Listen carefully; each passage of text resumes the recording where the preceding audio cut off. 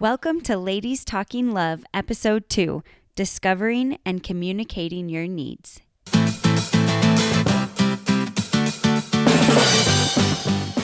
It's Ladies Talking Love, a community of women uncovering more joy and fulfillment in sex as we learn from experts and amazing women like you. Together, let's create a world where women's sexuality is celebrated and understood, beginning with our own. I'm your host, Ariel Finlinson. Let's talk love.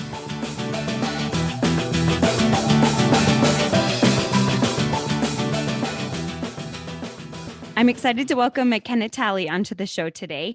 She's been working as a therapist for the past several years after receiving her master's in social work at UT Austin. She's originally from North Carolina, is currently working in California, has been married for 10 and a half years, and has a super cute 1-year-old daughter. So besides being an awesome therapist, McKenna is also a dear friend of mine, and she's the type of friend that everyone wants to have. She's charismatic, fun, spunky, just so real, the life of the party. And one thing I really admire about her is that she's not afraid to speak her mind. So actually, when I was starting this podcast, I called her up and asked her opinion because I knew she would tell me if it was a really bad idea. And I appreciated that. But I also knew that even if it was a bad idea, she would still love me and care about me. So when I decided to invite her on the show, I decided that we should definitely talk about communication because besides her therapy background, she also is a fantastic communicator herself. Before we jump in, I'd like to invite you to participate in this podcast by sending me topic ideas, suggesting guests for the show, or joining one of our Ladies Talking Love roundtable episodes where groups of friends or women from our community discuss their perspectives, experiences, struggles, and successes as we learn together to uncover more joy and fulfillment in sex. I would love to have you join me wherever you are on your journey or volunteer your group of friends. You don't have to have arrived because, let's be honest, none of us have. And these discussions are another chance to learn from each other. I'd love to hear from you on Instagram at ladies.talkinglove or by emailing hello@ladiestalkinglove.com to participate. Let's get talking.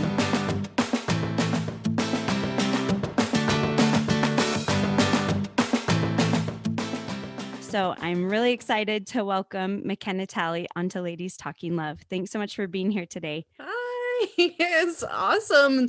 It's awesome that this is actually happening. And I remember when we first started talking about the idea, it's a topic that you've always been interested in, like talking about women and being more comfortable with intimacy and how we can be more comfortable within ourselves and then how that can translate into our relationships. So it's really exciting to get to continue to be a part of the work that you are doing and trying to get more women involved in having these types of conversations. So I think it's really awesome. I'm excited to be here. Thanks so much for being here. And I'd love to hear just a little bit more about how you got interested in social work therapy. And also you're such an advocate for women. So I have always been really interested in relationships in general. Like just growing up, one of my favorite questions to always ask people when I would first meet them is like, if I was talking to adults, even when I was younger, if I was talking to adults, I would say things like, tell me about how you met. Tell me your love story. Tell me like how you got together with your partner. Tell me about your love. And I always just would ask people about it. And so that kind of translated into, as I was going throughout my journey of schooling, how can I figure out how to talk about the things that I'm interested and talk about those things with other people and get them talking about those things in a helpful way. So I originally was an acting major. So I got to study about a lot of different people and a lot of different characters and pretend to be other people and like study motives that people have and things like that. And I think that was really helpful in getting me into the like therapy route because you just have so much experience of studying how people make decisions and how people like why people do the things that they do. And so when I transitioned into therapy, it was like, yeah, okay, cool. I get to talk about this stuff now. I get to help people also be able to talk about this stuff now because there are so many people who don't know how to talk about intimacy, and especially women. So I grew up in a pretty, and I still am part of a religious community, and it's just, I don't know, it's kind of like hard to discover for yourself how to talk about things when you don't really have a lot of examples of women talking about intimacy and talking about the hard parts of relationships. You hear about like the love story. I would always ask about the love story, but I never really got to ask about like what are the difficult parts of your relationships? What are the struggles of your relationships that you've had when I was younger? And now that I have the background that I do, I can dive more into that and get to more of like the meat of what actually makes a relationship and what makes love and what communication needs to happen within that relationship in order for it to work.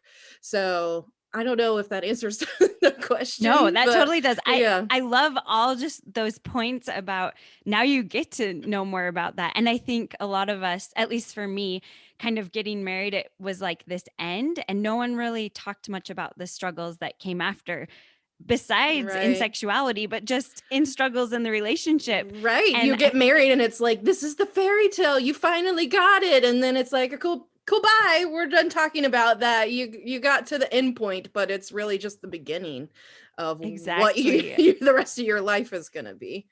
And I feel like we miss out on a lot of growth, especially as women, but to be able to share together our stories and our struggles. And we don't want to talk badly about our spouse or partner, which I totally support. Mhm. But I think if we were able to talk more openly about some of these struggles, we could learn from each other and not maybe struggle as much. And so that kind of leads us into something I was curious your point of view on, is especially talking about sexuality. A lot of us, this might be new to us. We might not have had a lot of experience hearing other people, like you said. We haven't had a lot of examples of people talking about sexuality. And from the way I grew up, I wasn't really encouraged to share my needs and wants. It just wasn't part of the culture that I grew up in. And so expressing those in my everyday life has been really hard, let alone in my sexuality, which is even harder than my everyday life. So, what are some ways that you would suggest for people to start communicating with themselves and give themselves room to voice those needs and wants? Well, I think something that comes along with not feeling like you know how to voice your needs or not having examples of people who have done that before. I think what comes with that is sometimes you don't even know how to look for the things that you want and need. So you can't even identify those things because you don't know that it's okay to voice them. So you don't know to identify if it's okay or not for that to be a want or a need that you have. So I think one of the first things that we can do is like, what do I want? Like, ask yourself, what do I actually want? What is something that I actually need? I think of like, it's so dumb and I hated this when I was little, but like when I was growing up and I was like 12, 13, 14, 15, like in my teenage years at church, we did an activity. It was always emphasized that you're supposed to get married. Marriage is so important. And one of the activities that we would do was they would have you write down what are some qualities that you want in a partner. What do you want your husband to be like? Like what do you want your spouse to be like? And some of the girls would write down things like, "Oh, he's got to be cute. He's got to be so funny," and all that type of stuff. But it's like that I think is helpful in writing down, like, what you want your partner to be like, but it wasn't focused as much on what do you want to be like? What do you wanna be like? What do you want for yourself? What do you want to be as a partner? What do you want to be as an individual? What do you want to be as you who you are, truly who you are, and identify with that. And a question like that just makes me draw a blank because Right. I Right. wasn't asked to do that. It was always like, what do you think about other people? I'm like, oh, I don't know Right. about myself. Especially, I think in religious communities, a lot of the way that you view the world is through like an external lens. You like look at other people, how you can help other people, how you can serve other people, how you can teach other people about God, like how you can interact with other people, and not as much like how you can even interact with God himself, like through prayer and that type of relationship, but it isn't emphasized as much the relationship that you have with yourself. So I think what you can really do is ask yourself questions that you might ask of other people. Like when I was growing up and I wanted to ask people all the time, like, what's your love story? What's your relationship? I could ask myself, like, what do I want my love story to be? What do I want my relationship to look like? And if I can lay out those things, make a list, write it down in a journal or something like that, like write down, what do I want for myself? Like, what do I want for myself career wise? What do I want for myself family wise? What are individual goals that I have for myself? Being able to identify those things for yourself will make it a lot easier to actually talk to somebody else about it, because if you don't know what those things are for yourself, how can you tell somebody else what those things are?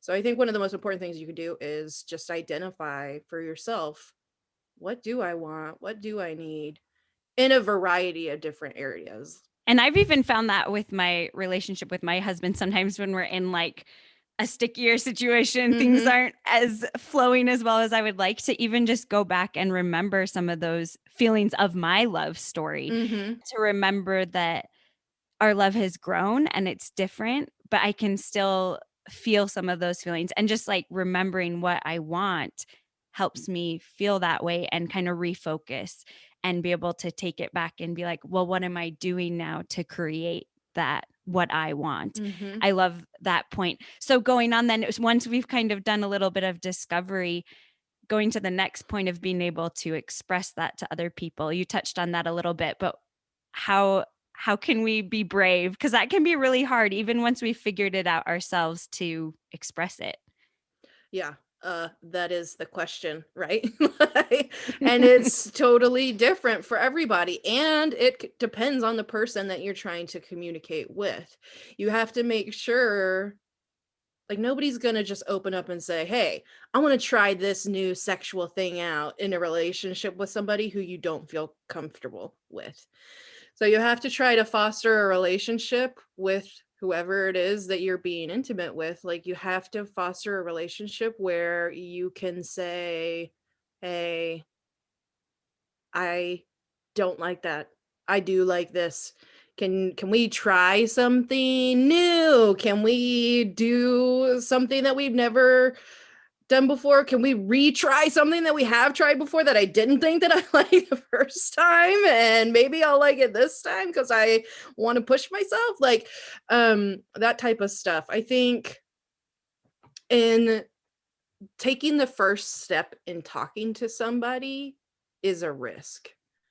Um, and it's a risk that you have to take. So one of the things that I talk about in therapy is um there's a therapeutic model called CBT. It's really big now. It's like one of the buzz thing, like the hype things in therapy now. Like every therapist is using it. Like, if you aren't using CBT, then you aren't a real therapist.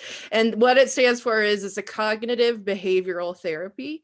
It is basically what you are trying to do is recognize how your thoughts influence your behaviors and how your behaviors influence your thoughts, and then all of those things work together to influence your feelings. Sometimes we create narratives for ourselves that uh I have a thought, say for instance, I have a thought that my partner doesn't value what I want in our relationship. So that could be a thought that you start with. That it will influence your behavior. right? Like you're gonna, Totally. if you think that way, you're gonna feel undervalued, underappreciated in your relationship. You're gonna feel less than your partner in your relationship, and you're going to not speak up. You're going to stay quiet in situations where things might be going differently than you wanted them to go. You're not it's going to influence your behavior to not speak up. So the example is, I don't feel like my partner values what I think and want to do in our relationship. The behavior is you don't ever share. And then the feelings, it just goes in a circle. It goes in a loop of you get just you get evidence to show you that that belief is true, because you never test the relationship to see if there's evidence to counteract what that initial thought is. I love that. So I one of the ways that you could address that, like, I think that you can break the loop. You got to break the loop. You got to challenge that original thought that you have. You got to challenge it by saying, where can I find evidence to suggest that maybe this original thought that I have, that I don't matter as much as my partner, or my partner doesn't value what I want in this relationship, what evidence do I have to prove that that's false? Because your partner is with you, your partner loves you, your partner has sacrificed things for you sometimes, that can give you, they can just give you evidence to show, hey, that isn't actually true. And one of the ways that you can start doing that is to act against what that negative belief is. And I love that you can look for those little evidences that then, like you said, give you the confidence to kind of break the ice and try it out. Mm-hmm. And I remember Mm-hmm. realizing that a couple of years ago, just I'd always wanted to get married, and I hated the idea that after getting married that it wasn't just this safe thing anymore, that my husband was still his own person, and I couldn't, like, if he saw an attractive woman, he might feel attraction for her. And that is a normal, like, we don't own our sexuality, but that was really hard for me to accept. But then realizing as I had conversations that even though we might feel feelings initially, it's what we do with it. And so, Mm-hmm. like, being able to trust in our relationship is so important. And then for me to be able to test the waters, and just, even though it, some of the beauty is that we don't know. We just have to trust, and we Mm-hmm. have to be like, I'm going to give my part of the relationship and see what happens. And I'm going to give fully in my side, and I'm going to trust that they're giving fully in theirs. And even though I want to know and just have this view that, nope, we never think about anyone else or never do anything, part of the beauty has come in knowing that even if we see another person and feel attraction, or like, we can come and talk about it. Hey, I saw this person, but instead of acting on those feelings or whatever, I came back and I turned my thoughts back to you because I love you, and I'm, just, Mm-hmm. I don't know if that makes sense, but I love that you can kind of test the water and be more open, and even though it can be really scary, it can provide more connection. I don't know if you agree with that. I'd love to hear your thoughts on Yeah, that, but well, I think that maybe people who listen to this will be like, "Oh, so you're just telling me I have to just do it?" And I just have to open my mouth and talk. And I would say my response to that is, yeah. Like, nothing's going to change unless you do something to change it. And it's scary because it's different. Um, what I think could be helpful in those situations is when you are expressing that vulnerability, when you are realizing that you have a want or a need that isn't something that you have ever expressed before, but it's something that you want to start doing. For your example of, oh, my husband, he is finding other people attractive, like he sees somebody, he might think that they're attractive.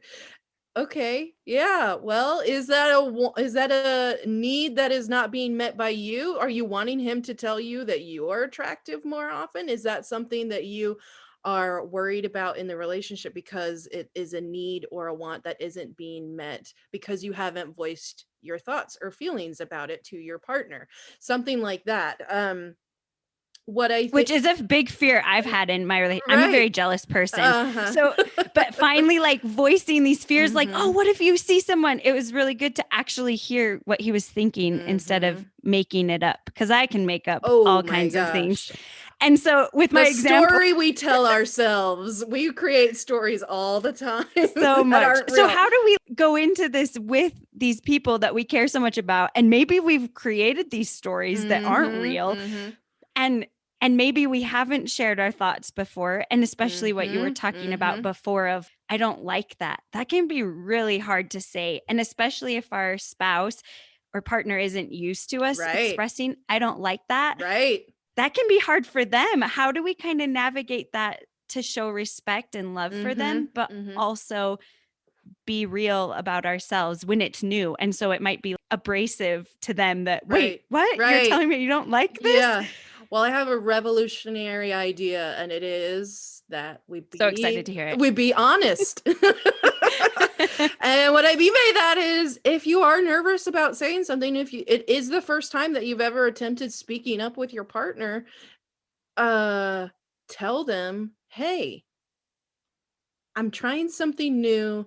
I'm trying to be more vocal about what my thoughts and feelings are. And it doesn't have anything to do with you being a bad partner or anything. It's just me wanting to be true to who I am as a person and be true to what I need and want in a relationship. And I want to tell you, I'm not comfortable with this. Or I want to tell you that I really love being close to you, but these ways might be better for you to be close with me because I respond better in these scenarios. Starting it off with like that soft startup of, hey, I'm going to be very vulnerable with you right now, and I would love it if you could just listen to me. That piece gets left off a lot when we go talk to people. But that could save you a lot of trouble. It prepares your partner to hear, okay, they're sharing something that's a big deal to them and it sounds like it's going to be important. So maybe I should set aside some hurt feelings that I might have whenever they open their mouth to share, or the defensiveness I might feel because they're trying to be very vulnerable in this situation by sharing something that they haven't before. It does a couple of things. It does that, and it also like perks up their attention of, oh, I really need to focus now. Oh, I really need to listen to what they're saying because it's really important to them, because maybe they're talking softer, maybe they're talking quieter, maybe they are talking in a way I've never heard them talk before. So I need to really listen and hear what they're trying to say.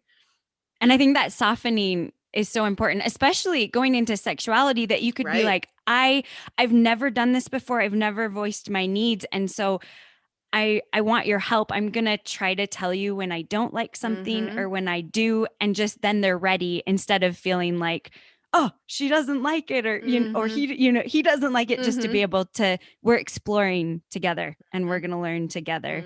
And I want to hear you out. I love that softening part. It's just trying to give like the foreword to the novel that you're about to share. Like you're trying to give a little bit of understanding of the context of what you are about to share with your partner, so they know the context in which they should be listening to you. And it opens it up for further vulnerability in the future to continue that conversation. Yeah, it's a good way to test out too, to see if it's okay to talk with your partner about things. Because just because you have a partner doesn't mean it's always going to be hunky-dory and you're going to be able to talk to them about everything. It might be a process of, you have to learn these things together. Your partner has some work to do. They need to get in touch with the way that they feel and talk about things, what they want and need. And it's a good way to test out, is this a safe place for me to share these wants and needs that I have? I love that so much. That is such a great ending as we kind of wrap up. I would just love to go back, and if you can maybe just sum up some of the things that we've talked about into several actionable tips for especially women who are starting on this journey of understanding their needs, and then being able to express them. And kind of that last part we talked about with a partner or spouse who maybe we haven't tried this out before. Can you just sum this up into a couple takeaways for us? Yeah, so one I would say is really take some time with yourself to question what you want and what you need. What are the things you actually want and need? What do you want as an individual? What do you want as a partner? What do you want as a wife or husband or a mom or dad? Like, what do you want in those roles? What do you want to be in those roles? Write it down.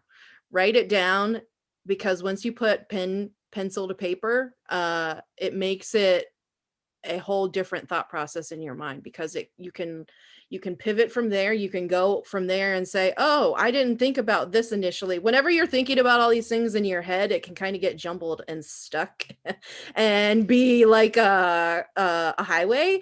But whenever you start to write things down, you can make more sense of it. You can trigger thoughts that you might not have thought about before. So my first thing is write down what you want and need for yourself.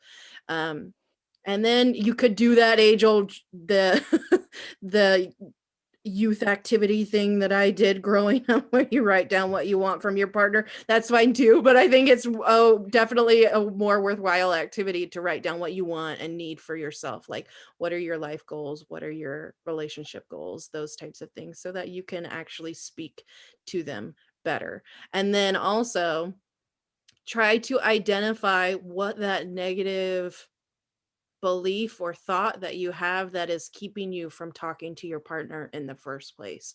Is that negative belief that my partner doesn't value what I think, that my partner doesn't value how I feel, what I want in our relationship? If that's the truth, then if that's the thought that you have, that's the story you're telling yourself, try to start gathering evidence to prove or to disprove that belief. If you can prove that belief, then maybe it's not the best relationship to be in. And if you can disprove that belief, then it can help you soften and feel safer to talk to them about those wants and needs that you have. And sometimes even like when I've expressed that I do feel that I'm not as important or things, it allows us to come together and fix some of those problems as well. So don't be afraid, even if you do find things that are going with your bad thoughts. Yeah. And then the last thing is just do it. Just speak up. Test it out first, if it's a safe space to share. But the only way it's going to change is if you actually do something to change it. So test it out.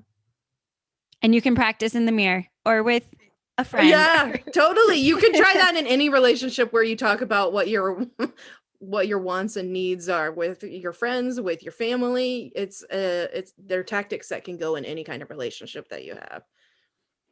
Thank you so much, McKenna. This has been awesome. I've learned a lot about communicating with myself and my spouse. I'm just so glad that you came on the show today. It's been awesome to have you. Thanks for having me.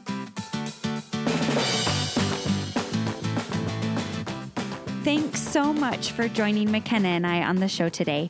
I just wanted to briefly recap some of her suggestions. The first one was to take time with yourself to find out what you want and need in your relationships and roles, and make sure to write it down. Next, she said to identify the negative beliefs or thoughts that are keeping you from talking with your partner. And lastly, don't be afraid to speak up. You can do this. Nothing is going to change unless you do something about it. But on that note, I just want to say that even though I hope to cover relevant and transformative topics, this podcast does not replace professional or medical advice. For personalized advice, please seek help from a licensed professional. This discussion was focused on stable, mostly loving, supportive relationships that may need some improvement, but is not intended as advice for relationships where abuse, control, or manipulation may be occurring. Thanks so much for joining us today.